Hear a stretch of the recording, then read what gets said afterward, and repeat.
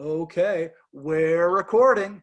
For those of you who are in the asynchronous class and those in the synchronous class that aren't here, welcome to it. Today we'll start the next unit and I'll go over the test and I will bump up the average of the test to at least plus. So that's where it should be. And you all will do better.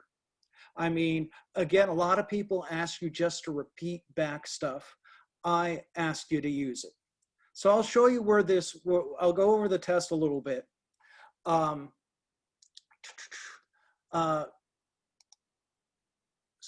Share screen. Okay, here be the test. As you see, when you have a bell curve like this, and a pretty darn good one, that means it was fair and everybody was tested. As I've said, I have taken courses in teaching and test taking.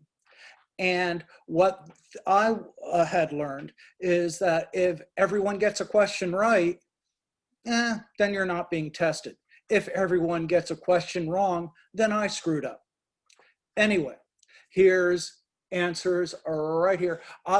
This is the asynchronous class, and I'll probably bump this up to an 80. And so what'll happen is this whole thing will move up here. So anyway, you can see how they bunch up, you know, and really the fact that you people hadn't been introduced to a lot of this stuff, you didn't do bad. Anything really above a C, and you're doing pretty good. I know everyone loves getting A's all the time, but this is a real good test. And if you're getting B's on my tests, you're really thinking. Okay, as you can see, historians find just the facts false. It isn't just the facts. You need context, you need background. Most people got that. Whys and hows give context understanding, that's fine. See, historical archives, not usually. You have to go some places. So this is how you do a multiple guess test. You eliminate the bad ones.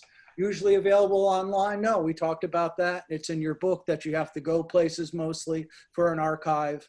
And then you rule out the other ones. And this is the best answer. So understanding historical events, most people got. Bias should always be, it should be an N, unbiased, I fixed that. Should always be unbiased. Too many people thought that's true. Oh, this is another multiple guess test thing.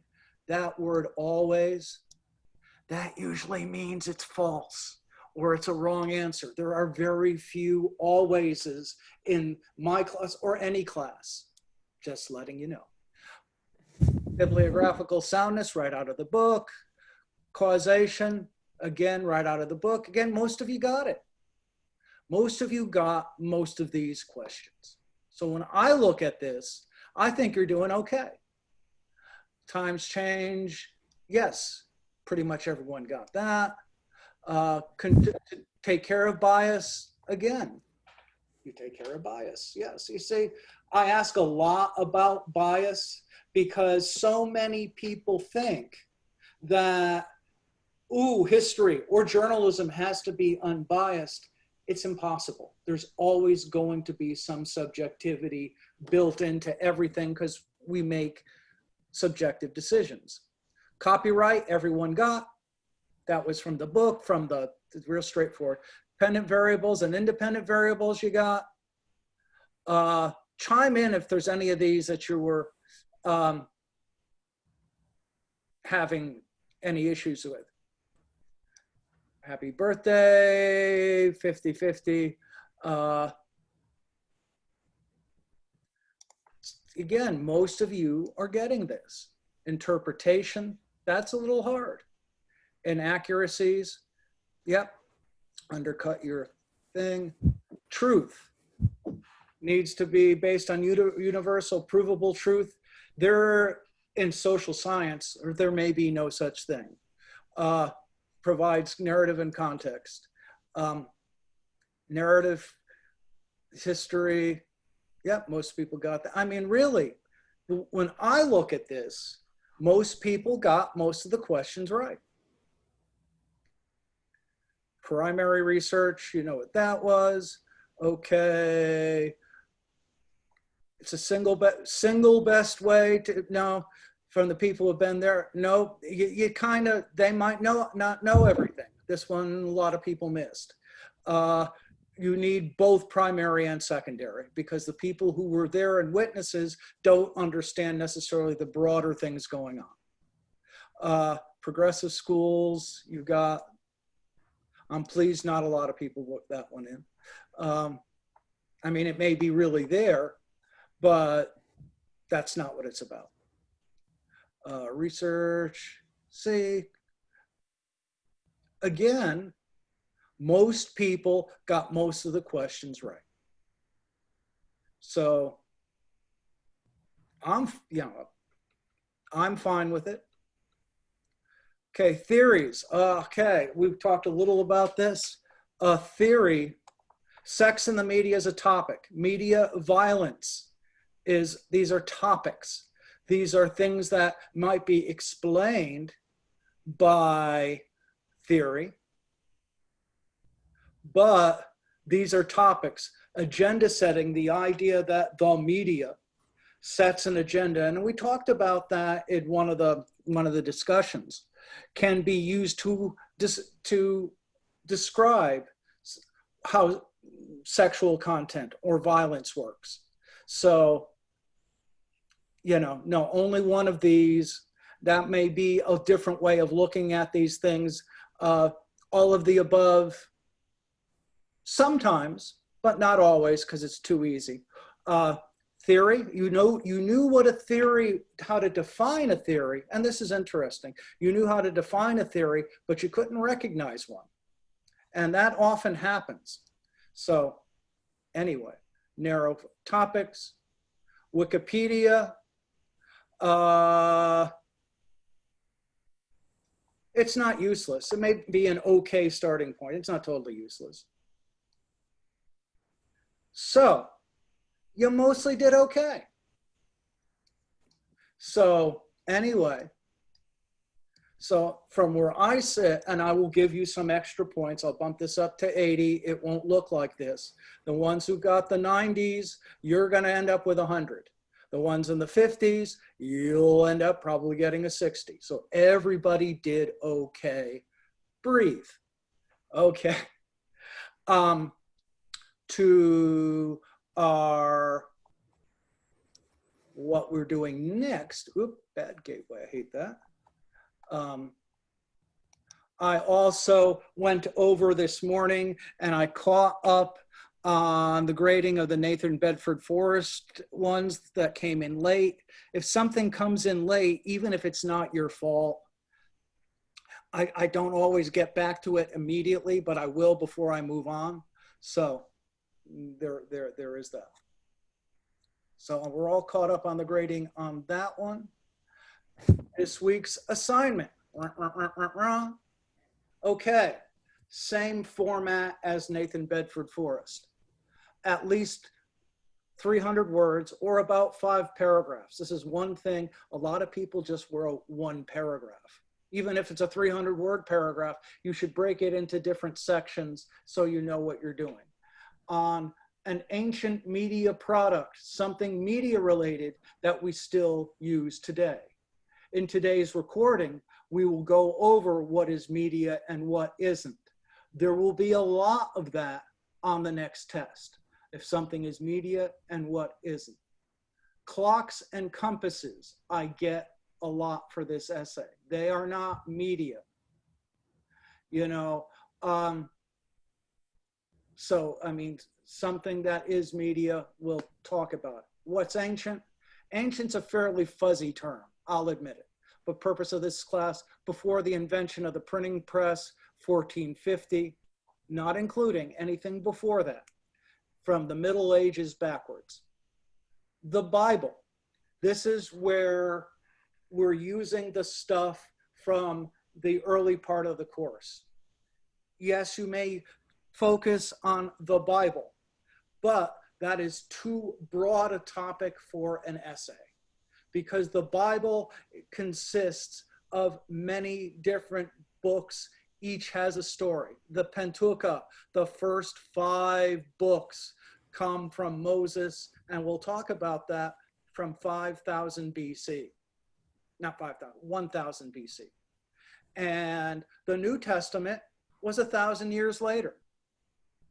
And the Council of Nicaea, which decided which were going to be in the Bible and which weren't, that was 300 years after that.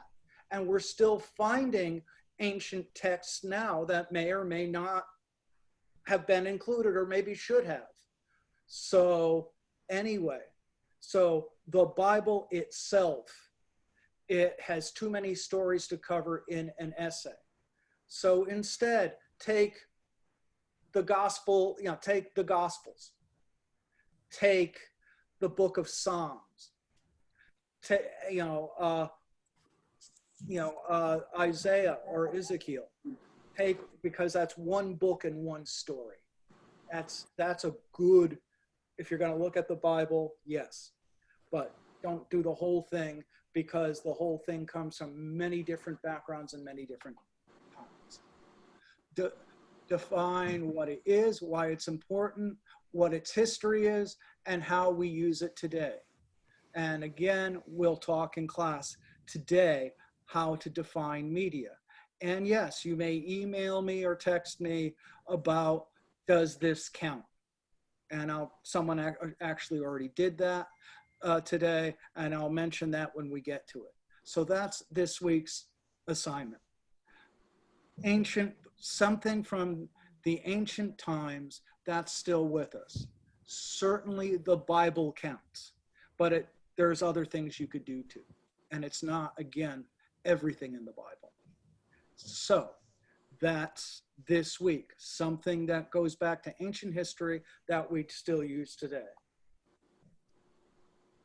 So the first thing is,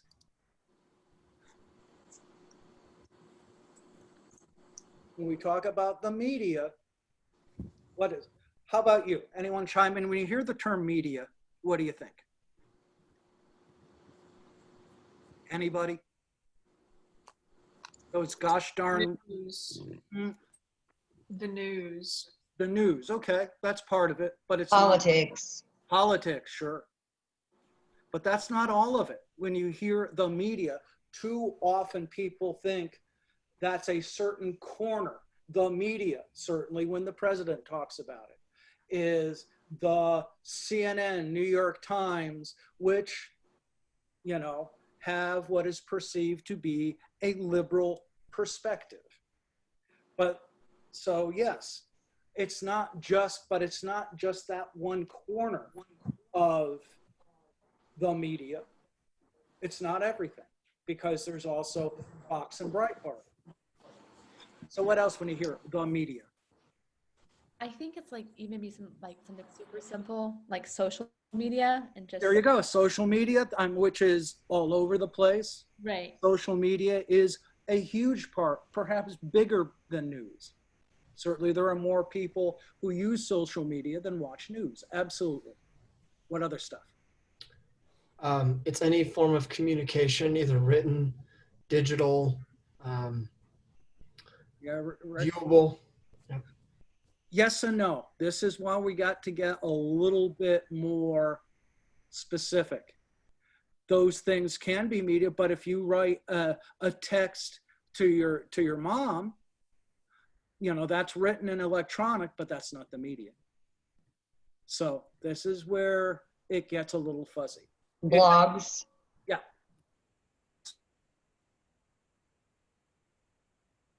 Gaming is media. And it's bigger than the news. We don't talk about that enough in classes. So yeah, those are all, movies and TV. All of those things are under the penumbra of media. So it's not just that one little thing that people talk about. I have a little.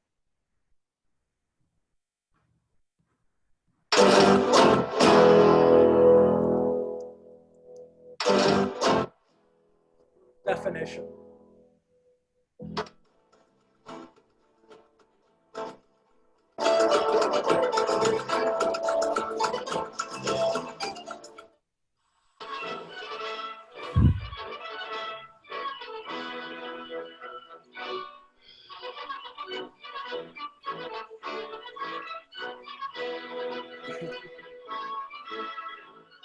You don't have to worry about this anymore.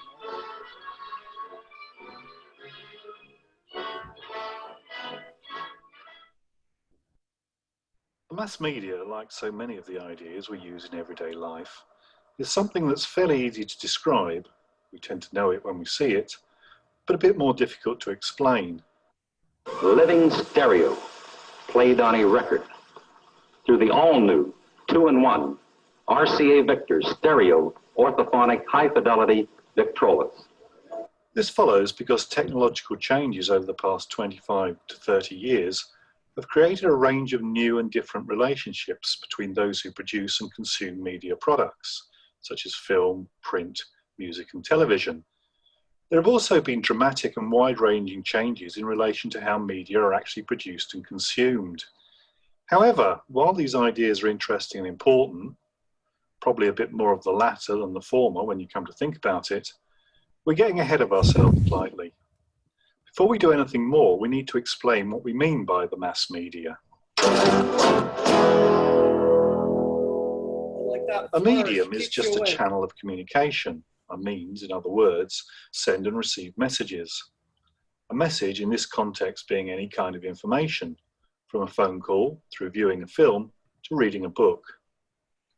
We are, of course, surrounded by very familiar examples of media in our everyday lives. From newspapers and magazines, through television and radio, to film, video, mobile phones and computers. By mass, we're obviously talking about the potential to reach large numbers of people. And while these terms are somewhat imprecise, how many, for example, is a large number, we use the idea of a mass medium, such as television, to differentiate it from other types of media, such as a letter, that simply involve one-to-one, or at best one-to-few, communication. However we actually define the concept of a mass audience, it's not something we need to... Yeah, I mean, when you're talking the media, you are talking to a large audience. And like the guy said, you can leave that kind of fuzzy, but the idea is the intent. If it's a one-to-one conversation, then it's not. If it's to a wide audience, then it is. Bother with too much at present, since, as we'll see, it's probably going to be easier to define a mass medium into... That's a little bit of a subtle joke there. They keep showing the Pope mass media because they call the church meeting in the Catholic Church mass, ha, ha, ha, mass media.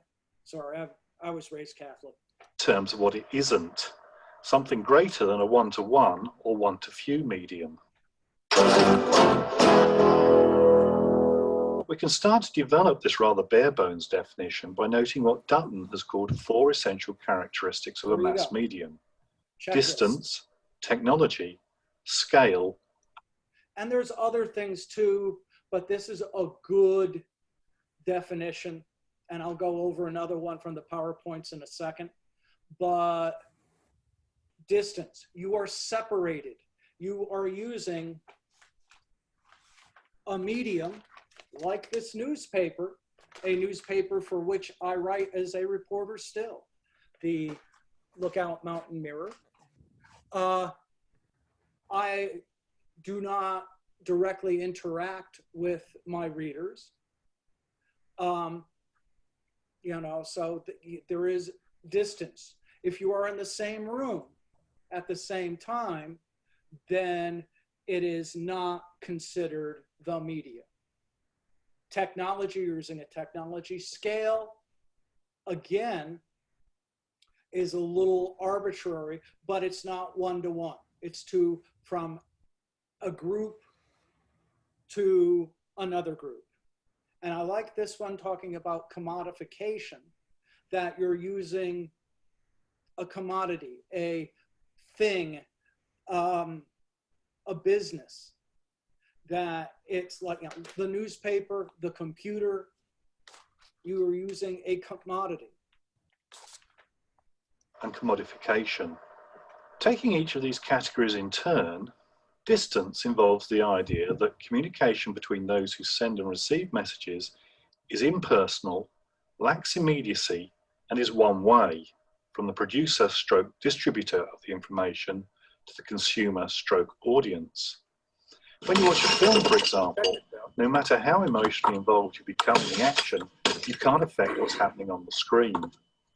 Secondly, technology is a crucial ingredient in the mix because mass communication requires a vehicle, such as a television receiver, a method of printing, a computer network, and so forth, that allows messages to be sent and received. In terms of scale, one feature of a mass medium is that it involves simultaneous communication with many people. An individual watching a particular TV program, for example, is behavior that's being shared in thousands, if not millions, of other living rooms across the country. Finally, commodification involves an interesting feature of mass communication, the idea that it comes at a price. I can watch sport on TV, for example, if I can afford a television, a license fee to watch terrestrial channels like the BBC, ITV, and Channel 4, or a subscription to something like Sky Sports if it's on satellite or cable.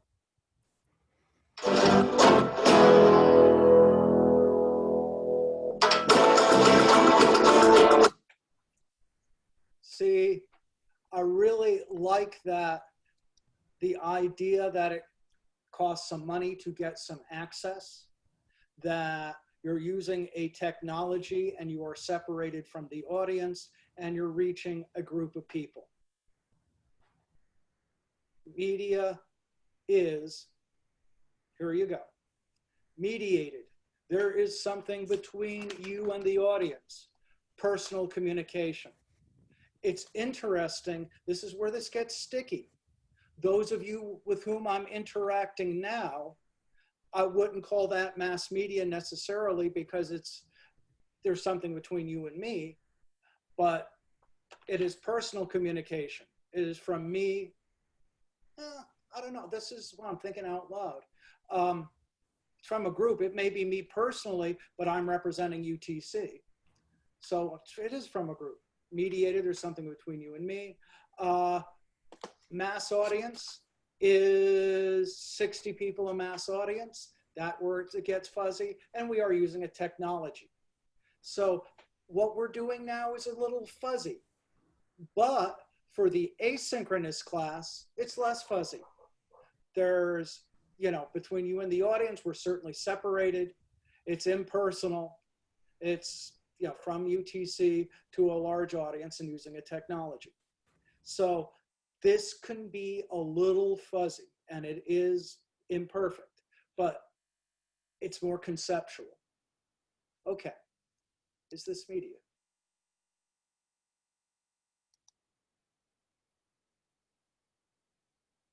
People ask me about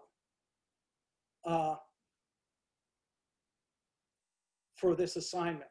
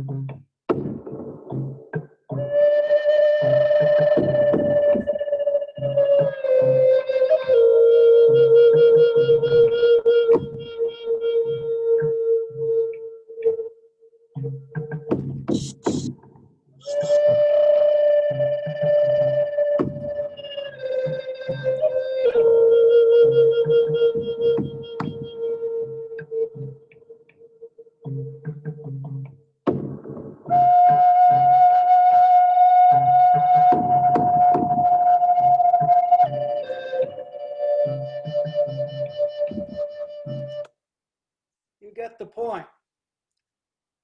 They went out, they went back into a cave, and they told the story of their hunt. That they hunted bears, they hunted rhinoceros, they hunted the rhinoceros to extinction in Europe. Is that media? Anybody? Yes. Yes. There's something between us and the audience. 40,000 years. There's the cave. It's from the tribe.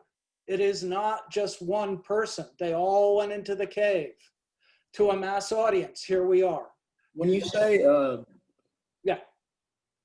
like, there's something between, what do you mean by that? Okay.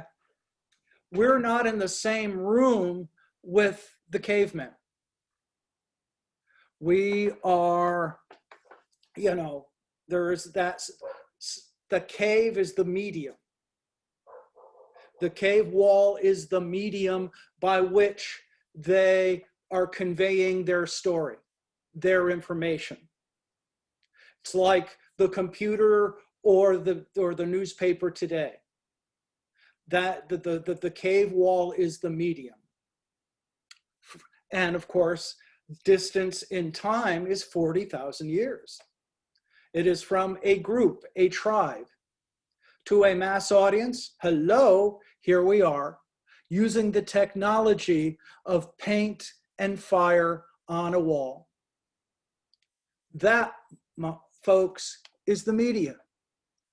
And the thing is, and this is where somebody asked me already, is a painting or a sculpture the media? It's interesting. I've had this discussion with a friend of mine who's an anthropologist at the University of Iowa. We went to high school together. And Dr. Lilios says, you know, remember other hominids, Homo erectus and the Neanderthals, they made art. They made tools. The difference is modern people told stories. The Neanderthal buried their dead. They made some sculptures that may or may not have been religious. We don't know. We do know modern people had to go in the cave and say, hey, look, I killed a bear. See those handprints? Hey, look, I exist. Having to use the media, having to tell a story, that makes us human. That is something that separates us. Again, you know, other animals, birds use tools, octopuses use tools, but the need to tell a story and use the media is one of the deepest things that makes us human. Okay. So that shows you how far back the media goes. So the next thing is, you know, thousands of years later, 20,000 years after that, people started to use another medium. They used stone tablets to start writing things down. Why did you think people had to start writing? What is writing for in the ancient times? To tell a story. It's hard to tell a story in cuneiform, yes, but there's something a little bit more practical. To track Document. So they can write it and remember. Well, excuse me. What? Yeah, it's great that you're doing this. Well, didn't hear everybody. Chime in, guys. I love this. To document. What? Yeah, so they can go back and remember it. Numbers. Yeah, that's Records. Business. Yeah, telling some stories, but it goes back to business.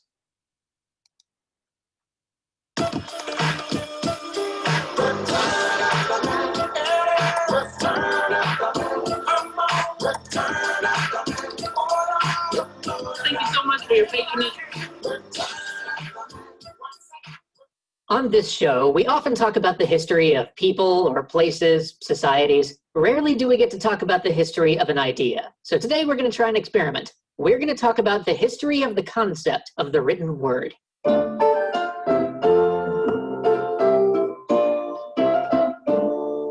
Writing is one of mankind's most enduring technologies. For 5,600 years, this ability to transmit thoughts over generations, to give instructions, to express ourselves, to communicate ideas over the gulf of space and time, has allowed us to make vast strides in our understanding of the universe, our understanding of each other, and our understanding of ourselves. But to understand how writing began, we have to travel back to ancient Sumer, where the first widespread use of writing started.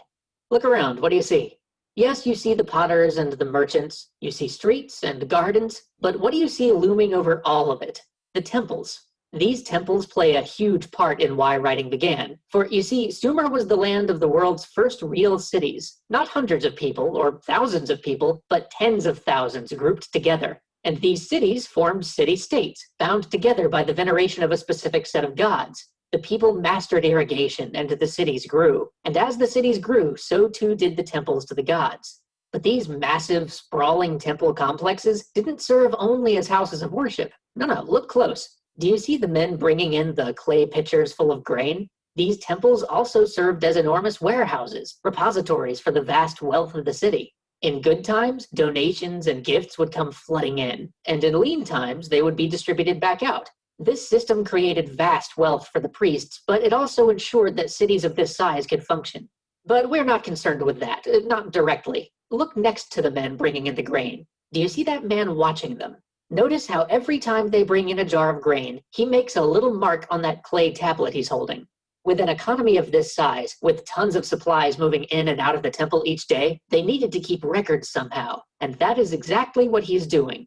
That tablet will later be stored so that priests can know what exactly they have on hand in their giant temple warehouse. But as much as tally marks have their place in the origin of writing, there's something far more interesting for us on that wet piece of clay he's got in his hands. You see, he's drawn a little picture of a grain stalk next to his tally marks, so it's clear that his tallies refer to grain.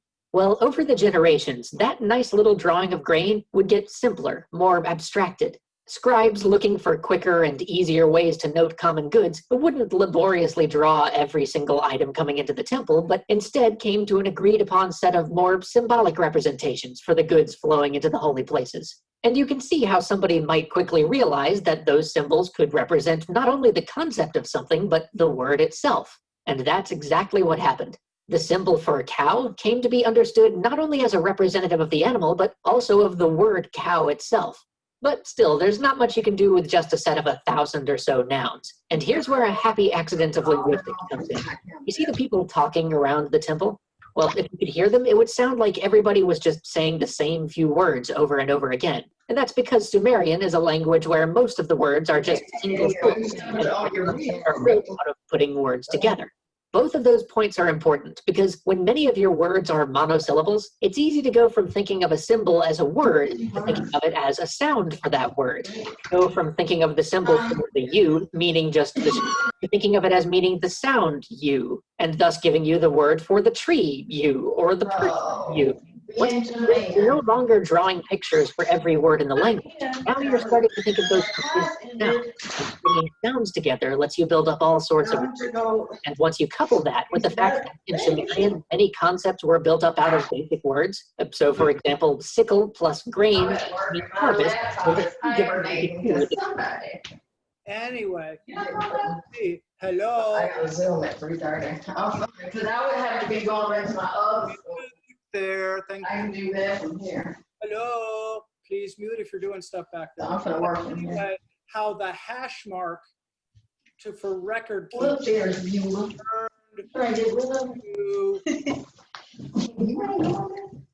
and you needed to keep records in order. There was one picture I wanted to go back to. Anyway, there were in one of them, one of the I mean, I'm kind of kidding here, but it's also true. Here's where it's sloshing around. Oop, back a little bit there. What's sloshing around? When you're raising grain and water runs onto the grain, what do you get? Beer. Beer is one of the first things that we have recorded history of us saving. Beer then makes us civilized. And I'm going to be civil a little later today. Nevertheless, no, the point is, it's not just storytelling, it's a business. And the media is there for a business. It's there for law. You really needed that. There you go. The law, the Code of Hammurabi. There is, I saw there how to, to start making words out of these symbols. Originally, they were hash marks. And then the hash marks became words, laws. The first peace treaty. When I was in Turkey and Iraq, I got to see stuff like that. The first love poem. It's still 2461 BC. You can still use, it started as business, but it was also self-expression. Okay. From there, okay, one more thing. You have hash marks, and then you have the next great leap forward 1,000 years after that.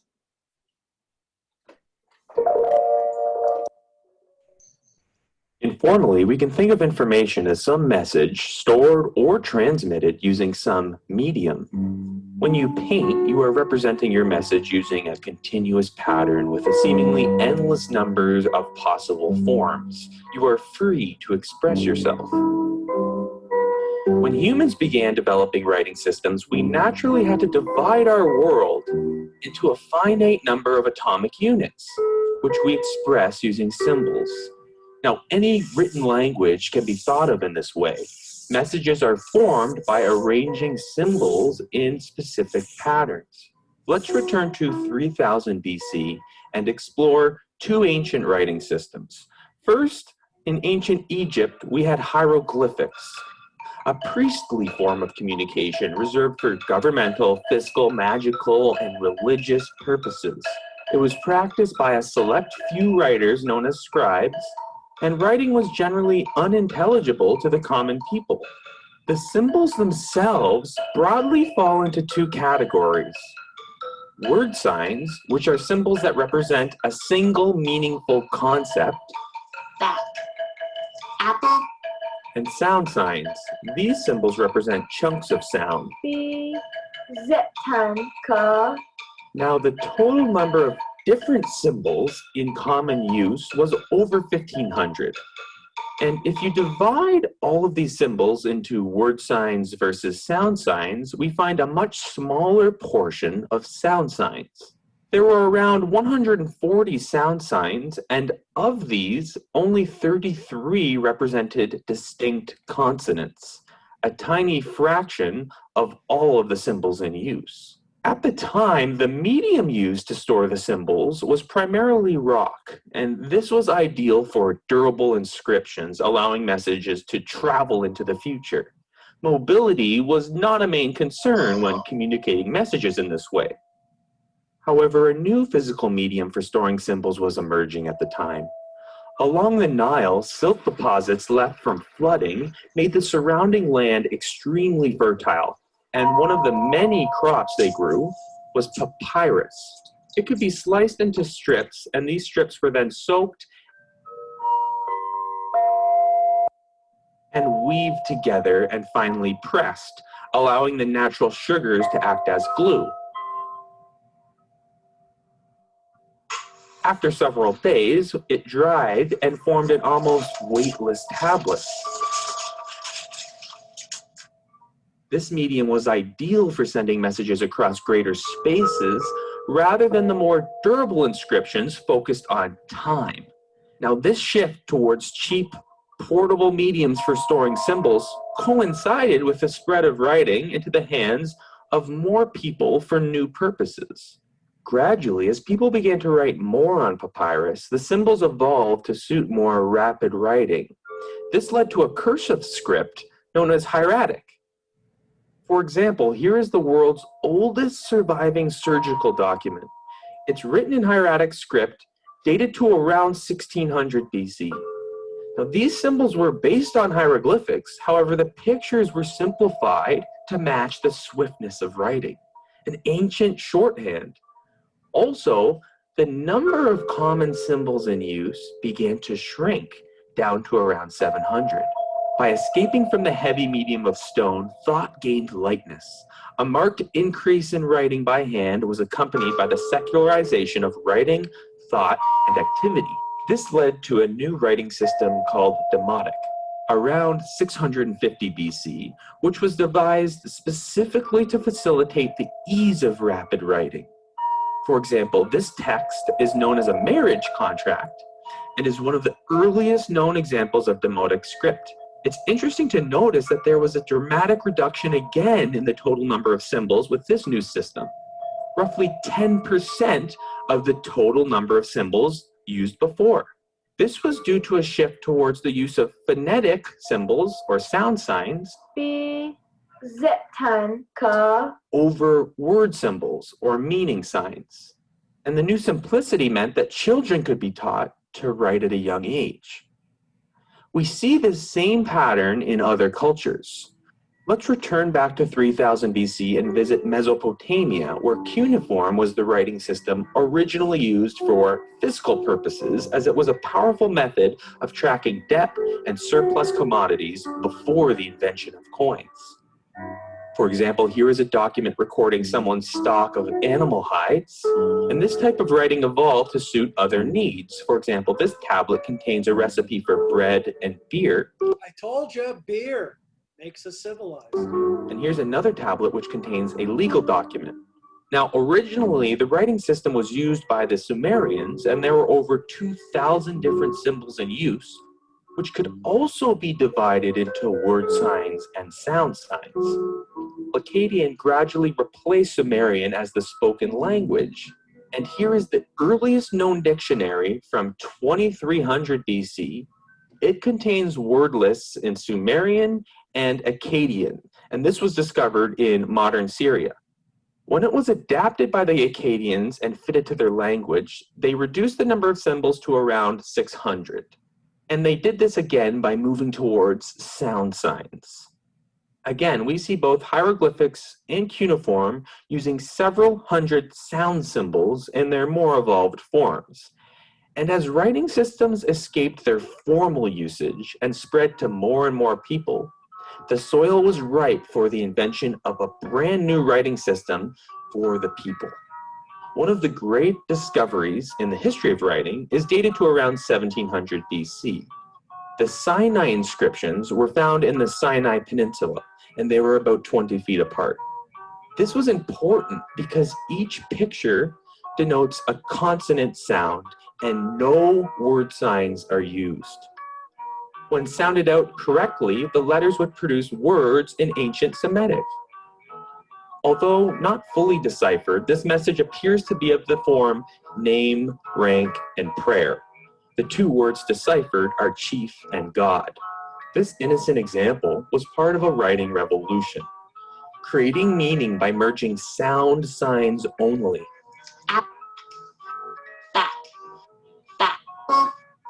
Apple. By 1000 BC, we arrive at the Phoenician alphabet, which emerges along the Mediterranean, used by the Phoenicians, who were a maritime trading culture. The Phoenician writing system was based on the principle that one sign represents one consonant, and it was used to write a Northern Semitic language containing only 22 symbols total. These symbols chosen to represent these sounds were often borrowed from hieroglyphic pictures so that the letter's name began with the letter's sound. For example, mem which stood for water, became what we know of as the letter M. Alf, which stood for ox, became what we know of as the letter A. But the secret power of this alphabet, unknown to its inventors, was that it did not need Semitic speech in order to work. D, A, E, I, U. With modest adjustments, these miraculous letters would be fitted to diverse tongues of Europe, India, and Southeast Asia, carrying literacy around the globe. This was the source of the Greek and later Roman alphabet forms we know today. The idea of an alphabet is a powerful method for transmitting and storing information. Realize it doesn't really matter what the symbols are or how you choose them or even what language it's in. Information is just a selection from a collection of possible symbols. And over time, we have always looked for faster, more efficient ways of transporting information across greater and greater spaces. And when we try doing this using new mediums which travel faster than any human or animal, an engineering problem presents itself. Hello? Hello? The ending of that is fairly stupid with using cans and string, but you get the point that the alphabet let us go, you tell me, what did the alphabet do for the media and literacy? I want to show you something.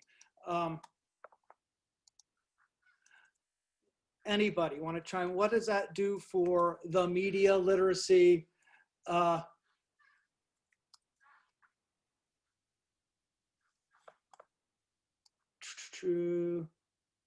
Phoenicia, New York. Okay.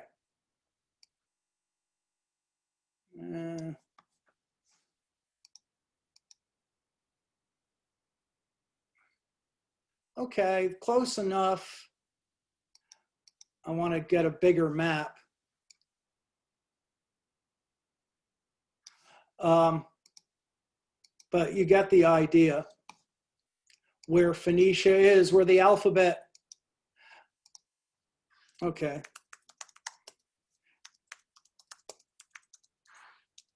We talked about Egypt.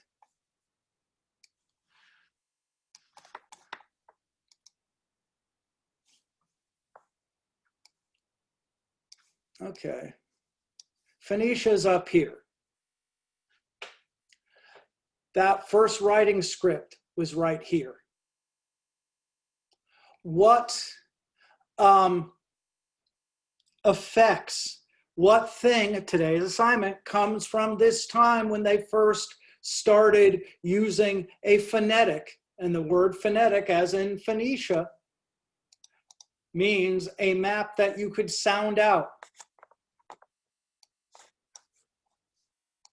So the thing is, rather than have symbolic letters, you could sit there and read to a crowd.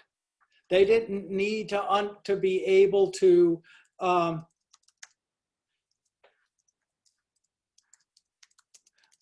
they did not need to even pass the thing around. You could out loud, you could preach. Let's see. I wanted a broader map here.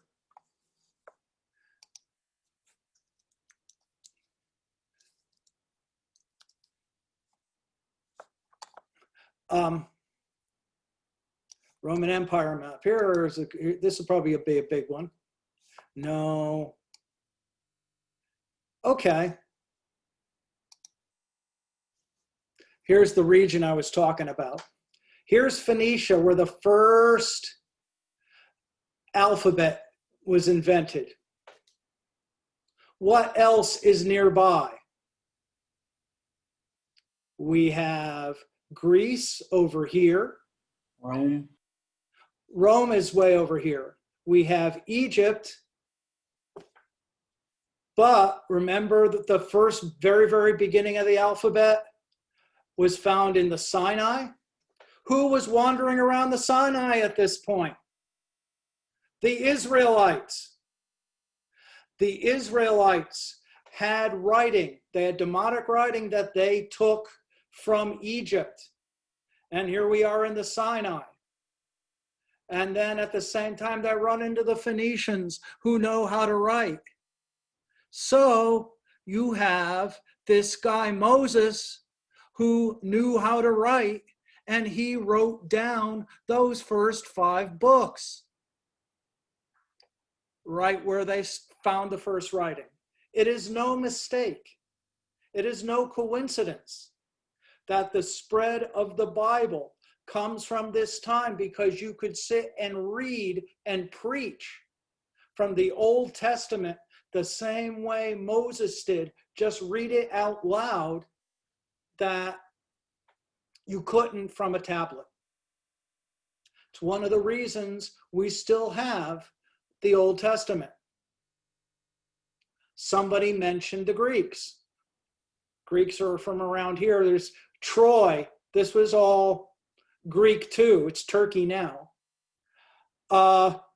What else came from this time from the Greeks?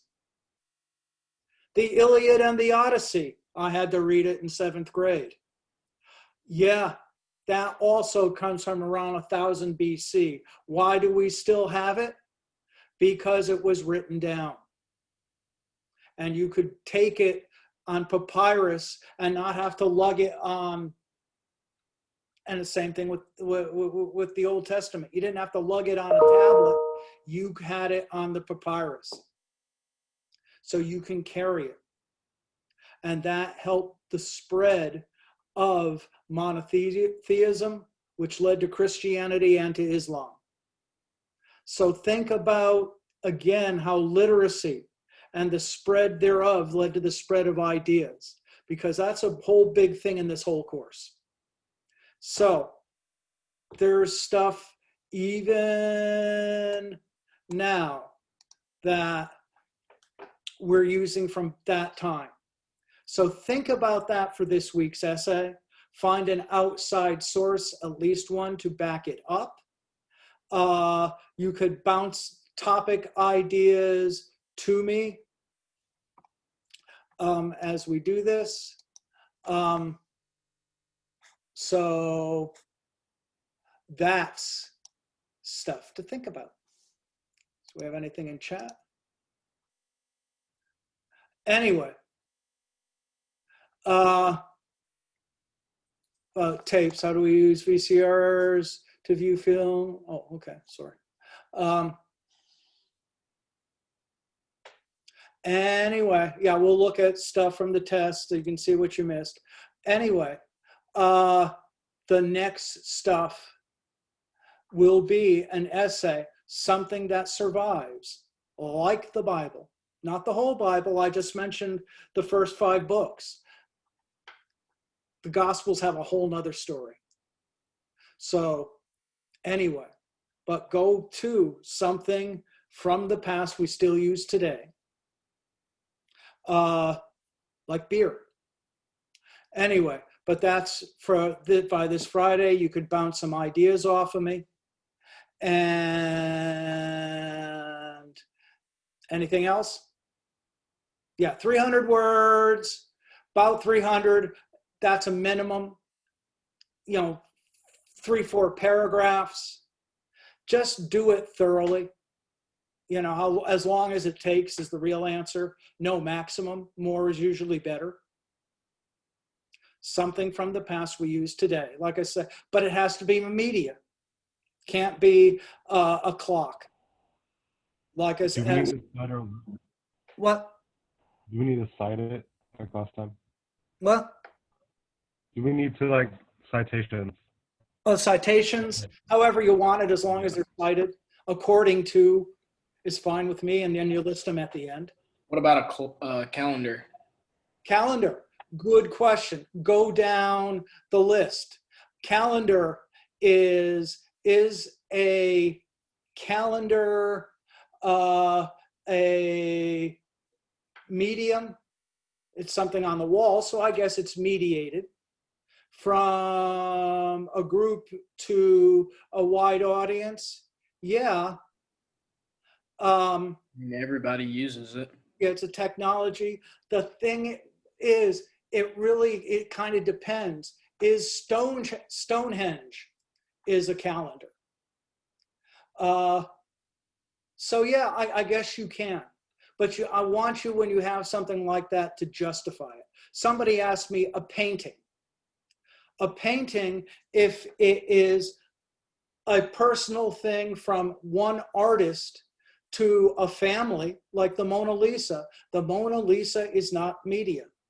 It is a painting. If you have a mural on the wall commemorating the 4th of July, commissioned by the United States for everybody to see, that would be a sculpture. Sculpture in your backyard? No. The Statue of Liberty is a medium from France to us, conveying goodwill. So maybe the Statue of Liberty could be. I would prefer that you don't get into the weeds. Get something that's pretty clear.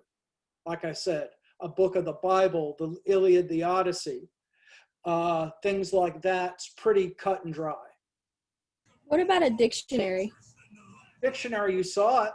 Dictionary would work. Will a clock work? Nope.